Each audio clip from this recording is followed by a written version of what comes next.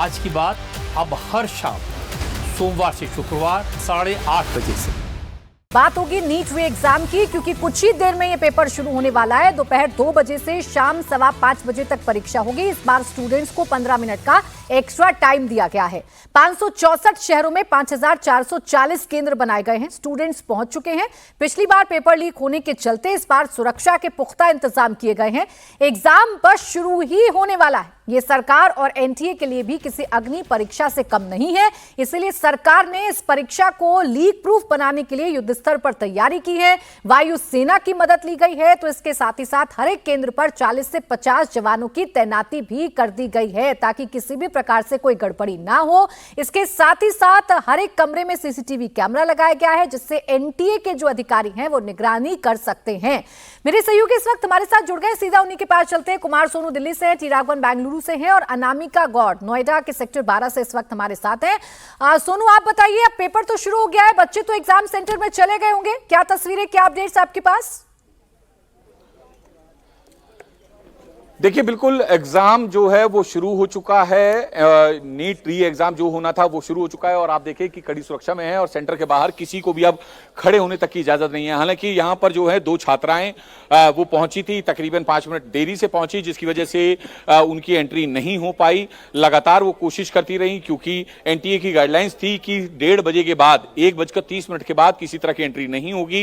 Gate बंद कर दिए गए। वो लगातार अधिकारियों से गुहार लगाती रही, कोशिश करती रही कि किसी तरह से उनकी एंट्री हो जाए, क्योंकि वो गलत लोकेशन पर जो है उन्हें जो कैब ड्राइवर था वो ले गया था, जिसकी वजह से जो है उन्हें देरी हो गई। तो फिलहाल आप देखें यहाँ पे लगातार इस तरह से पुलिसकर्मी जो है अनाउंसमेंट भी कर रहे हैं। यहाँ से डिवाइडर को और पूरी पटरियों को खाली कराने के लिए कह रहे हैं। जो पेरेंट्स जो हैं अपने बच्चों का एग्जाम दिलाने के लिए यहाँ पहुंचे, उन्हें लगातार यहाँ से हटाया जा रहा है कि सेंटर के नजदीक आप ना खड़े हों।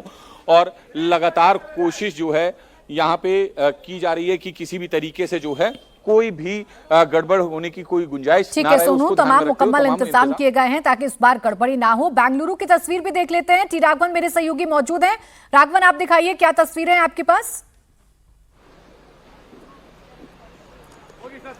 जी देखिए, यहाँ पर ना ठीक 1:29 पर यह अनाउंसमेंट हुआ था कि जो 1:30 पर गेट जो है वो लॉक हो जाएंगे। 1 मिनट के बाद ठीक 1:30 पर गेट लॉक भी कर दिए गए थे। लेकिन उसके बाद हमने देखा कि 2 मिनट की देरी से, यानी 1:32 पर 3 जो अभ्यर्थी हैं आपको अभी भी अंदर नजर आ रही होंगी, वो कोशिश कर रहे हैं, पुलिस वाले उनको कंसोल करने के लिए उन्हें यहाँ पर लॉक कर दिया गया, गेट जाने नहीं दिया गया। उसके बाद ये जो रैलिंग आपको नजर आ रही है, इस रैलिंग को जंप कर वो तस्वीरें भी हमने आपको दिखाई कि उस रैलिंग को जंप कर वो यहां से वहां तक पहुंच गई। लेकिन जो अंदर का मेन गेट है, परीक्षा सेंटर से पहले वाला गेट, जो सेकंड सिक्योरिटी गेट है, उसको भी बंद कर दिया गया। तो अभी वो तीनों लड़कियां जो है अभी भी लगातार कोशिश कर रही है कि किसी तरह से उन्हें अलाउ कर दिया जाए। उनके पेरेंट्स से जब हमारी बात हुई तो उनका कहना था कि यहाँ पर एक पॉलिटिकल पार्टी की रैली है, उस वजह से यहाँ पर जो है डिले हुआ, उनको ट्रैफिक जाम में वो फंस गए, इस वजह से आने में देरी हुई। लेकिन अब लगातार चूंकि एनटीए की गाइडलाइंस है कि 1:30 पर गेट्स जो है वो बंद हो जाएंगे, उसके बाद जाने नहीं दिया जाएगा। हालांकि वो तीनों बच्चियां अभी भी कोशिश कर रही हैं, लेकिन उन्हें कोई सफलता मिलती हुई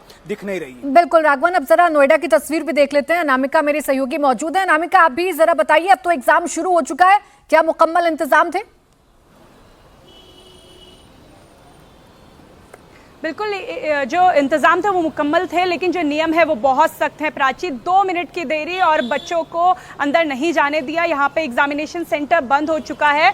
यहाँ पे 2 ऐसे स्टूडेंट थे जो केवल 2 मिनट बाद पहुँचे थे। हालांकि जो पुलिस बाहर खड़ी थी उन्होंने ये कोशिश की कि बच्चे अंदर जाएं, लेकिन एनटीए का सर्वर बंद हो गया था। केवल 2 मिनट। ये एक स्टूडेंट है जो नोएडा के गांव से आए हैं, जेवर से आए हैं। आप मानिए कि जेवर से नोएडा आने में कितनी तकलीफें होती हैं। वो बाइक चला के स्टूडेंट आ रहा था, उसकी गाड़ी खराब हो गई और वो केवल 2 मिनट लेट हुआ और उसे एग्जाम नहीं देने दिया गया। ये एक स्टूडेंट है जो उसके ठीक बाद आए। 3 मिनट, प्राची, 3 मिनट की देरी हुई और भले ही पुलिस ने अंदर जाने दिया, लेकिन क्योंकि जो सर्वर है जिसमें डेटाबेस में एंट्री की जाती है, रोल नंबर, जो एडमिट कार्ड का नंबर है वो डाला जाता है, वो बंद हो गया और साफ ये कह दिया गया कि इस साल अब ये स्टूडेंट्स एग्जाम नहीं दे सकते हैं। जी, आप 2 मिनट बाद, हमने खुद देखा, आप 2 मिनट बाद पहुंचे, आपको अंदर क्या कहा गया?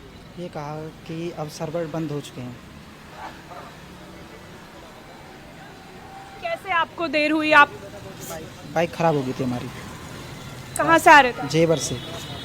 जेवर से गौतम बुद्ध नगर। अभी आप इसके बाद क्या करें? आगे के लिए कुछ सोचेंगे। अगली बार क्या पेपर दे पाएंगे? इतनी एक साल रुकने की आप कोशिश करेंगे कि अगले साल फिर से आए और पेपर दें? नहीं, अब नहीं देंगे।